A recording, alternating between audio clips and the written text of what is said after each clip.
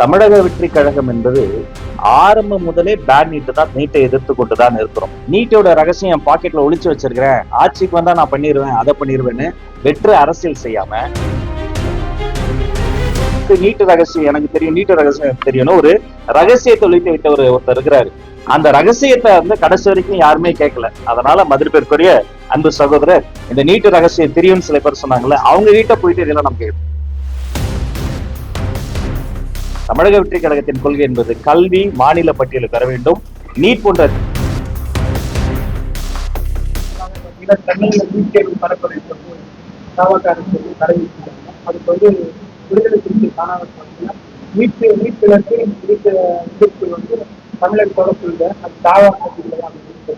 ஒரு சின்ன திருத்தம். தமிழக வெற்றி கழகம் என்பது ஆரம்பம் முதலே பேட் நீட்டு தான், நீட்டை எதிர்த்து கொண்டுதான் இருக்கிறோம். ஆட்சிக்கு வருவது முன்பே இந்த நீட்டை வைத்து வெற்று அரசியல் செய்யாம, நீட்டோட ரகசியம் பாக்கெட்ல ஒளிச்சு வச்சிருக்கிறேன், ஆட்சிக்கு வந்தா நான் பண்ணிடுவேன், அதை பண்ணிடுவேன்னு வெற்று அரசியல் செய்யாம, எங்களுடைய மதிப்பிற்குரிய மாண்புமிகு முதல்வர் அன்று வெற்றி தலைவர் தெளிவாக சொன்னார். 3 வழிமுறைகளை சொன்னார். அதை எப்படி செய்ய வேண்டும் என்று சொன்னார். கல்வியை மாநில பட்டியலில் வர வைக்க வேண்டும் என்று சொன்னார். நீதிமன்றத்தில் நீட்டை முற்றுமுழுதாக அழிப்பதற்காக, ஒடுக்குவதற்காக, அதிலிருந்து விலக்குவதற்காக சட்ட போராட்டம் செய்ய வேண்டும் என்பதையும் சொன்னார். ஆனால் அதையெல்லாம் அந்த காலத்தில் வந்து யாருமே, இந்த சமகாலத்துல எல்லாருமே இதை பத்தி பொருட்படுத்தாது. நீட்டு ரகசியம் எனக்கு தெரியும், நீட்டு ரகசியம் தெரியணும், ஒரு ரகசியத்தை ஒழித்து விட்ட ஒருத்தர் இருக்கிறாரு. அந்த ரகசியத்தை வந்து கடைசி வரைக்கும் யாருமே கேட்கல. அதனால மதிப்பிற்குரிய அன்பு சகோதரர், இந்த நீட்டு ரகசியம் தெரியும்னு சில பேர் சொன்னாங்கல்ல, அவங்க வீட்டை போயிட்டு இதெல்லாம் நமக்கு தமிழக வெற்றி கழகத்தை பொறுத்தவரை அன்று சொன்னதுதான் இன்றும் என்றும். தமிழக வெற்றி கழகத்தின் கொள்கை என்பது கல்வி மாநில பட்டியலுக்கு வர வேண்டும். நீட் போன்ற தேர்வுகளை வந்து நாங்கள் முற்றுமுழுதாக எதிர்க்கிறோம். இதுதான் எங்களுடைய நிலைப்பாடு. பல முறை இதை தெளிவாக சொல்லிட்டோம். இதுல அரசியல் செய்வதை விடுத்துவிட்டு ஆக்கப்பூர்வமாக அந்த மாணவர்களுக்கு, ஆக்கப்பூர்வமாக இந்த விஷயத்தில் சட்ட ரீதியாக போராடுவதற்கு அனைவரும் ஒன்றிணைய வேண்டும். அரசியல் வேறுபாடுகளை தாண்டி அனைத்து கட்சிகளும் ஒன்றாக நிற்க வேண்டும் என்பதை நான் தெரிவிக்கிறேன்.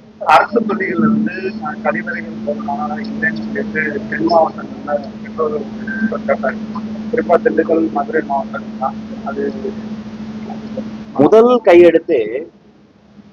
பள்ளிக்கல்வித்துறையில் நான் பொறுப்பேற்கிற முதல் கையெழுத்து எனது மாணவிகளுக்கான அந்த கழிப்பறைகள் ஒழுங்காக செயல்பட வேண்டும் என்பதற்காக, பூட்டப்படக்கூடிய கதவுகள் கொண்ட கழிப்பறைகள் வர வேண்டும் என்பதற்காக நான் கையெழுத்திட்டு, என்னுடைய நோக்கமும் என்னுடைய பாதையும் எந்த திசை நோக்கி செலுத்துவது என்பதற்கு இது ஒரு உதாரணம்.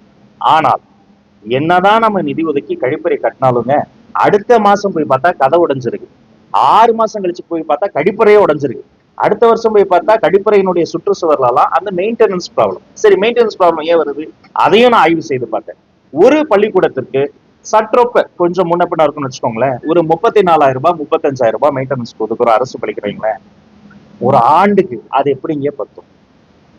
நாங்க ஒரு ஒரு எக்ஸ்ட்ராவா ஒருத்தங்களை போட்டு ஒரு வேலை வாங்குவதற்கோ, ஒரு இரவு காவலரை, ஒரு பேசிக் மெயின்டெனன்ஸுக்கு இது முற்றுமுழுதான் பத்தாது. பல அரசு பள்ளிகள்ல பாவம் தலைமை ஆசிரியர்கள், அந்த பொறுப்பு ஆசிரியர்கள் ரொம்பவும் கஷ்டப்பட்டு சில இடங்கள்ல வந்து தங்க கை காசை போட்டு கூட அதை செய்யக்கூடிய நிலைமை இருக்கு. அப்ப இந்த விஷயத்துல கொஞ்சம் இன்னும் அருள் கூர்ந்து அடுத்து வரக்கூடிய இந்த நிதி அறிக்கைகளின் போது மெயின்டெனன்ஸ்க்கு என்று இன்னும் கொஞ்சம் அதிக நிதி, இதை நாங்க வந்து அதிக நிதின்ற வார்த்தையே தவிர அடிப்படை நிதியை தான் நாங்க கேட்கிறோம். இந்த மெயின்டெனன்ஸ்க்கு நிதி ஒதுக்கீடு சரியாக வருகிற பொழுது பிடபிள்யூடி, பொதுப்பணித்துறை, பள்ளி கல்வித்துறை, மாண்புமிகு சட்டமன்ற உறுப்பினர்களினுடைய நிதி, இதையெல்லாம் நீங்கள் வந்து கிள்ளி தராமல் கொஞ்சம் அள்ளி தந்து எங்களுக்கு எல்லாம் உதவி செய்கிற பொழுது நிச்சயமாக ஒரு நாள் வகுப்பறை மேம்பாடு எந்த அளவுக்கு முக்கியமோ கழிப்பறை மேம்பாடையும் அந்த அளவுக்கு முக்கியம். அதை நான் நிலைநாட்டுவேன்.